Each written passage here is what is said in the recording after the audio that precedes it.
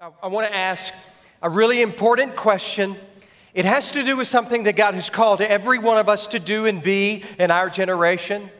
And so I want to ask this question. Listen closely to it. Answer it for yourself. And that is, look, if I want to be happy, why shouldn't I just live only for what I want in the moment?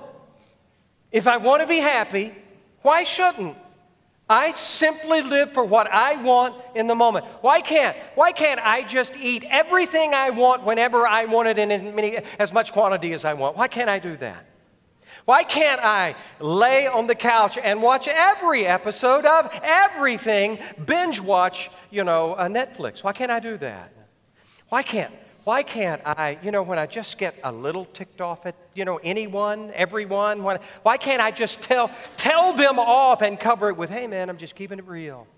Why can't I do that? Why can't I live with no sexual boundaries at all? Whoever, whenever, whatever. Why can't I live that way? Why can't I spend money on anything I want whenever I want it? Just put it on the plastic and forget about the cost. Why can't I live that way? Why can't I live simply for what I want in the moment, purely for what I want, and be happy? Well, maybe maybe there's a better question, and a better question is, why doesn't living like that actually make me happy? Did you get the follow-up? Why doesn't living like that never deliver the goods? Why does it work more like a drug addiction than anything else? It only feels good for a moment, and then I am emptier than I was before. Here's why it doesn't work. Because it is not in your core design to find joy or meaning in living like that. Here's why. It's not in your core design to experience genuine joy or meaning in living like that. You are simply not wired for it. And so here's evidence that you're designed and created and not just a collection of enzymes and proteins and genes and chromosomes and cells. It's because you need joy and meaning to survive. And there's emerged a huge body of evidence in the last 2 decades from the social sciences that say exactly that those two qualities, joy and meaning, only grow in the heart of a human being who is learning to give their lives away, who lives to give their life away, that their life is defined by giving themselves away in some significant way that has nothing to do with them. It's not about them. And so a big idea emerges. And I want you to grapple with this big idea of this talk, and that is this, that you are made for this, giving yourself away. It is the path to joy. It is the way to meaning. There's the big idea of all that we want to talk about in these moments. And honestly, this comes not out of contemporary social sciences. It comes out of an ancient wisdom that comes right out of the mouth of Jesus. And so Jesus offers a teaching story at the culmination of his earthly ministry that tells us why I should live to give my life away. And so this is where you'll find it. It's in Matthew 25. And so if you have a Bible, that's an excellent place to open. We're going to spend our time in a single passage there. This is a section of Scripture where Jesus is telling a series of parables about how to prepare for when he returns. And so this is a place in Matthew called the Olivet Discourse, and it's stimulated by Jesus' disciples saying, look, so what are the signs of your return? What are going to be the signs of you coming again and setting up rule on this earth and you being literally Lord of all? What are the signs of your coming again? And so he begins to tell these teaching stories, these parables about how to be prepared for when he comes again. And this parable, the one that starts in verse 14, this parable says that, look, being ready for his return is about being faithful to what He's called you to do, being faithful. You want to be prepared for Christ coming again. Well, embrace Him, place your faith in Him, but then Jesus says, then be faithful to what I've called you to do. And so He begins in a story. Look at the story. It starts with verse 14, and He says, look, it'll be like this, for it will be like, my coming again will be like a man going on a journey, who called his servants and entrusted to them his property. That's important. And so to one he gave 5 talents, to another 2, to another 1, to each according to their ability. And then he went away. And he who received the 5 talents went at once, that's important, and traded with them. And he made 5 talents more, verse 17. And so also he who had the 2 talents made 2 talents more. Verse 18, but he who had received the 1 talent went and dug in the ground and hid his master's money. And so how? Look at what's going on in this passage. So how do I know? How do you know that you and I were made to give our lives away? Jesus shows us how we can know that we're made to give our lives away. And He does that through the principles that unfold in this story. And so look at the first. How do I know that I was made to give my life away? First of all, number 1, it is because you are divinely resourced. You're divinely resourced. That's what's going on in that very first verse, the verse that sort of sets the context. It's really what God does with each one of us. And so, did you notice what it says He does, that He did there? He entrusted to them His property. And so this is gigantic. I want you to listen for this in these resources, that they are huge, that they are His, and they are meant to be used.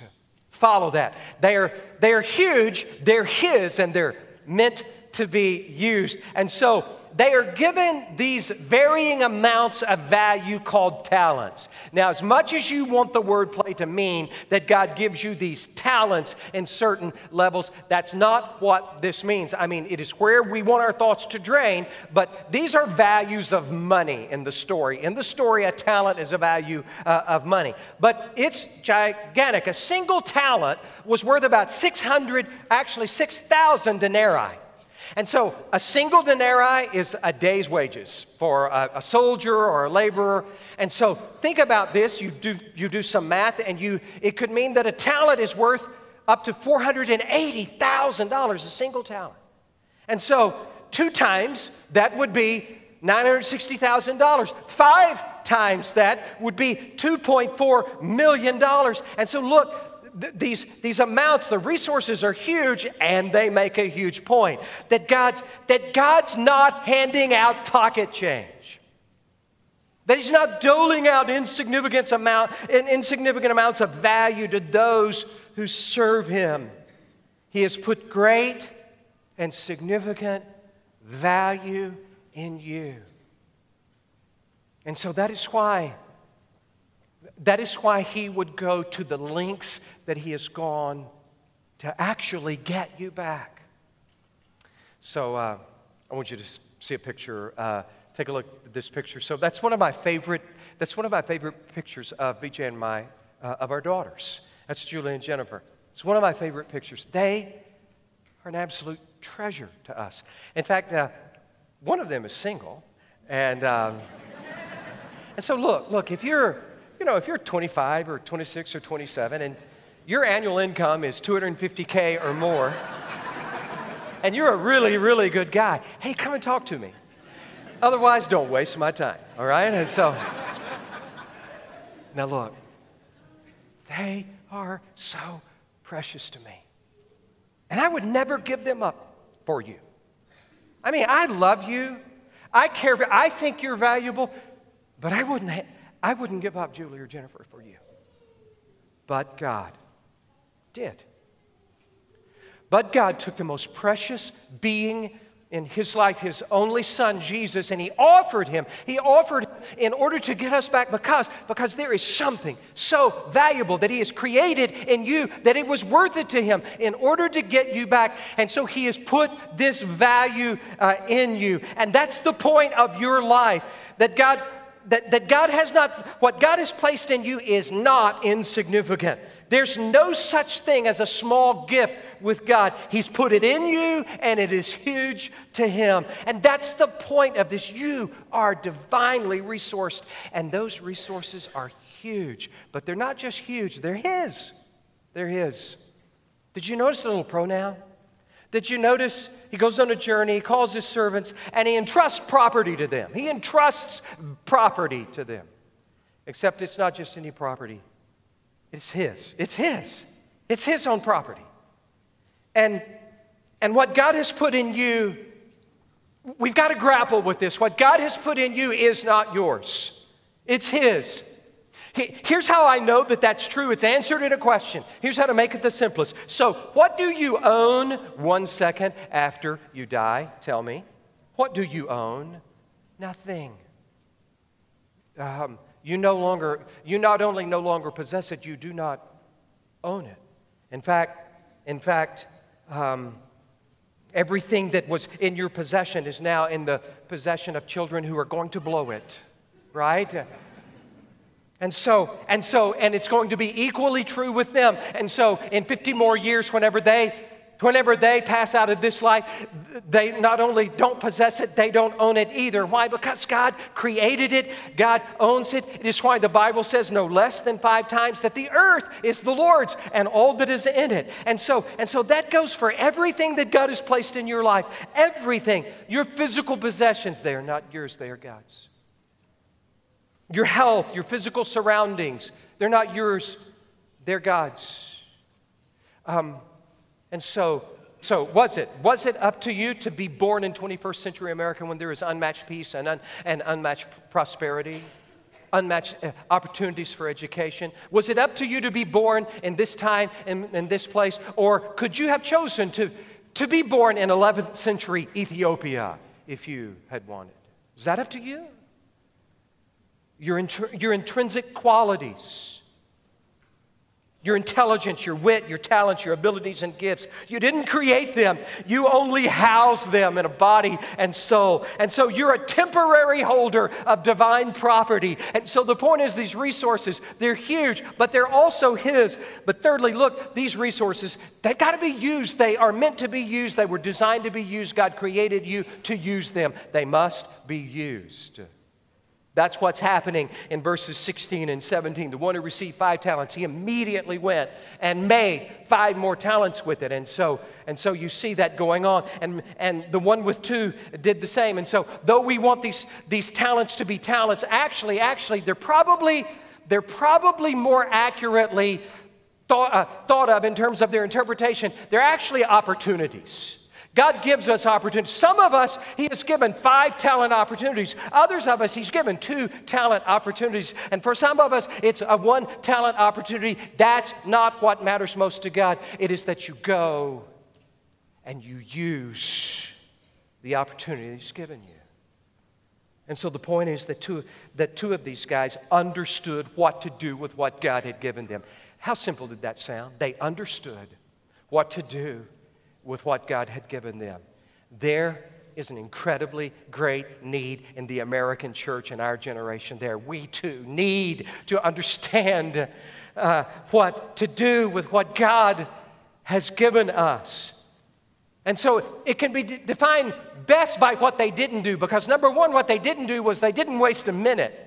Did you notice in your text, it either says that the one with 5, he immediately went, or that he at once went. He wasted no time. He didn't put off investing it for a time that's more convenient. There was nothing in his demeanor was, oh, this is just not a good time for me. Because there's urgency here. Because this is in the context of Jesus saying that, this is how you prepare for my coming. And, his disciples are asking him, when will it be? And Jesus says, okay, I'll tell you when. I will come when you don't expect. So the question is, really, in reality, tell me, you don't have to tell me, just tell me in your own mind, right? So do you fully expect Jesus to return this afternoon? And if your honest answer is, well, no, I don't fully expect it, that's all the better reason to think that he's going to come this afternoon. That's when he comes, that he's going to come when we don't expect. In fact, on on God's largest universal timetable, on the largest clock that God operates by, guess what's next on that clock? His return. And so they didn't waste it. I said, how did they use it? It's better defined by what they didn't do. They didn't waste a minute. They didn't get lazy with it and say, it doesn't really matter what I do with it. With this thing, this opportunity, this value, this resource that God has put in me, it doesn't really matter what I do with it. They did not say that. And they didn't squander it. They didn't just simply decide, hey, I'll just spend it on myself. And so the whole point is found in that single word, that word immediately, or the two-word phrase at once. That they understood the importance of right now, because the master could return at any moment. Therefore, every moment counts. And so it's the first principle. This is how we know. How do I know that this is what I was created for? How do I know that I was designed to give my life away? Well, number one, it is because you house divine resources. But number two, it is because this giving your life away is the pathway. It is the pathway to a rewarded life. That God has actually designed you with a rewarded life in mind. That the path that God desires for you is a rewarded life. In fact, it's what He wants in verses 19 through 21. And so it says, follow it. It says, so after a long time, He returns. It means it's unexpected. It's a long time. We stopped being urgent. We've stopped being expectant. Then He returns. And so after a long time He came and He settled accounts, with them. And he who had received the 5 talents came forward, bringing the 5 talents more, saying, Master, you delivered to me 5 talents, and here I've made 5 talents more. And his master said to him, well done, good and faithful servant. You have been faithful over a little. I will set you over much. Enter into the joy of your master. Do you see how reward is written all over this? God has designed you for a greatly rewarded life. How do I know that you were made to give yourself away? Because it is in your design. God has designed reality for you to experience a greatly rewarded life. And so verse 19 is really important because it says there that the master comes and settles accounts. And the question is, what? And so apparently, for every believer in Christ, you have an account with your master. You have an account with Him. And apparently a part of His coming back is to settle that account with you. And so everyone who says they follow Christ must stand before Him and account. And so there's this whole judgment for those who reject Christ, who refuse to follow Him, who say no to Him. I don't believe. But there is this whole separate experience in eternity where believers stand before Christ and they settle the account that they have with God. But look, reward is written all over it. Here is what He desires. It is reward. And so follow these rewards. The first reward is the reward of God's pleasure. This is what He wants for you. Verse 21, He says, well done, good and faithful servant. What is the greatest joy you get when you, in relationship to someone who you love the most? Is it when you do something that just really pleases them? It's when you think of them and you give them just the special gift and it just means so much to them and it gives you even greater pleasure because you please the one that you love. So when I was in college and seminary, I was a bad son. I didn't go home often. Rarely did I. But you know what? I went home every time, that I made the dean's list. Hey, Mom, Dad, I made the dean's list. Or I had a good semester, good finals, and I go home. Hey, Mom, Dad, I aced that final. Or I come home, Mom, Dad, I made it. I made it into graduate school. It's a little childish, but it's also because I'm so hungry. I was so hungry for those that meant the most to me to feel pleasure in me. And that is the first reward of giving your life away. is that you produce joy for your Creator. And so it goes on. There's a second reward, and you'll see that he says there, so you have been faithful over a little. I love the scale here. You've been faithful over a little. I've given you $2.4 million, to invest, and you've doubled that, and I say you've been faithful in a little. Look at the scale. And so he considers that little. All the responsibilities that we have, all that we are to be faithful over in this life, God says, that's being faithful over a little, because when you enter my kingdom, it is the reward of a greater role. I'll put you over much in comparison to that little. And so there is this process that is stimulated. You're faithful over a little. Jesus talks about this in the Gospels. When you're faithful over a little, something happens, and that is that God expands your ability to serve Him. It expands your ability to give yourself away. And so therefore the well is deeper, it's broader, and therefore you can do more. And so this process continues on until it turns into an infinite ability in eternity. But there's a third reward. It's not just God's pleasure. It's not just a greater role, but it is the reward of ultimate joy. You were created in such a way that you cannot survive without joy and meaning. And God has a path for you that culminates in ultimate joy. Verse 21, enter the joy of your master. Look, even in the here and now, just the physical here and now, serving all by itself produces divine joy in you, but even more when you step into eternity. Even for the here and now.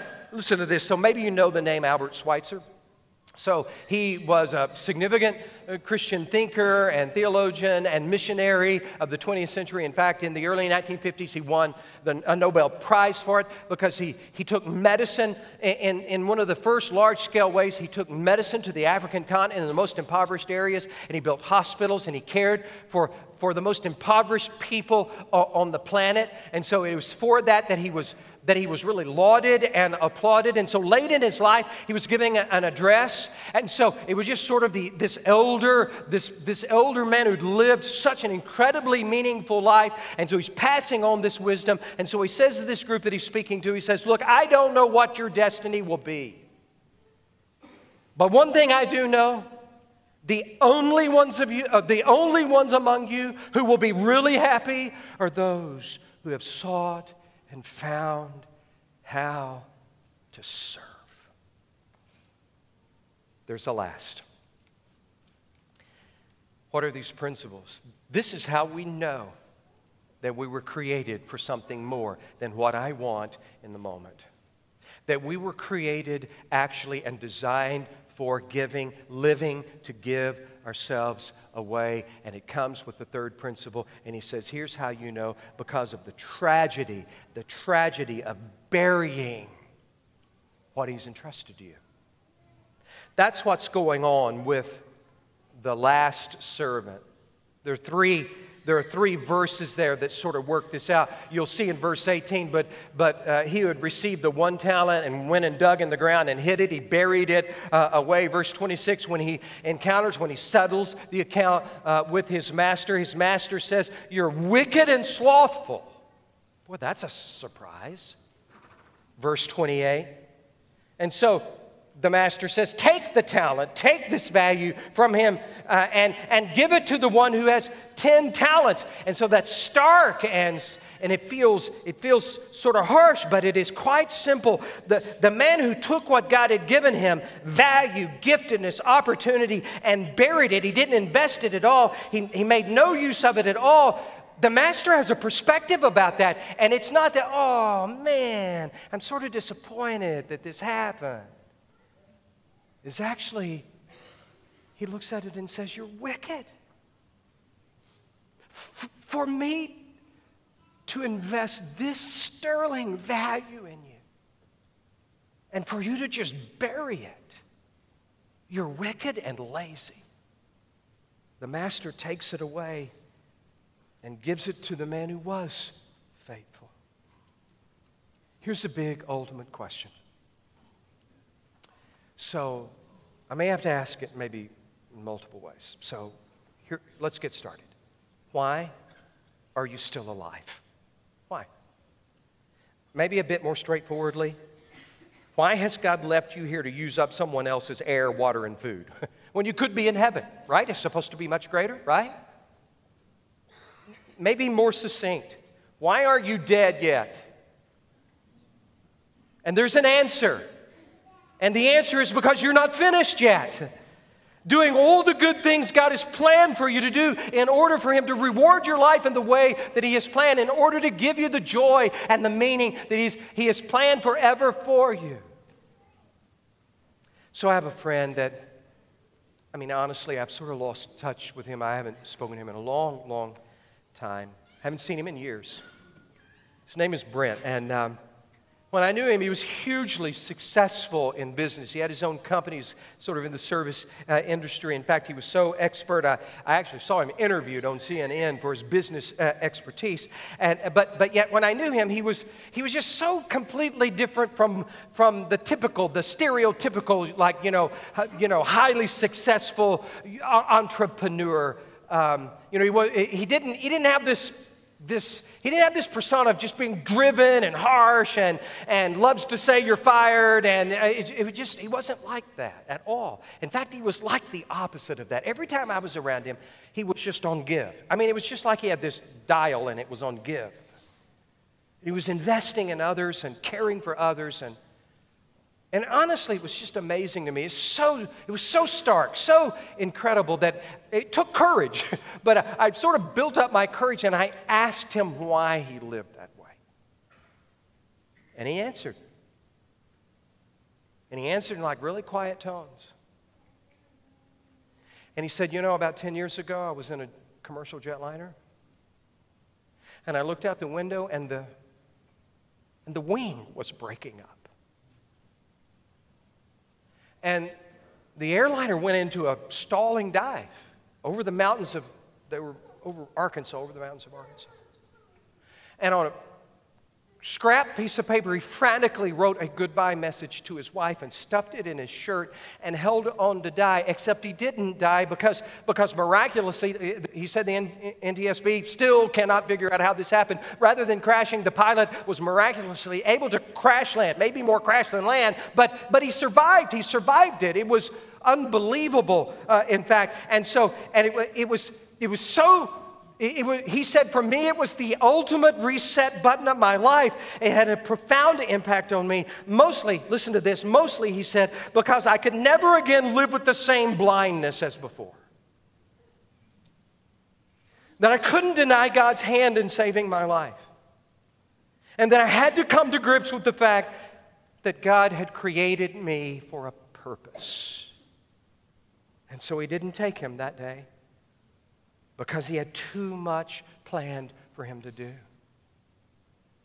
And God has not taken you because He has too much planned for you to do. I'm going to ask us to bow together. Could we pray?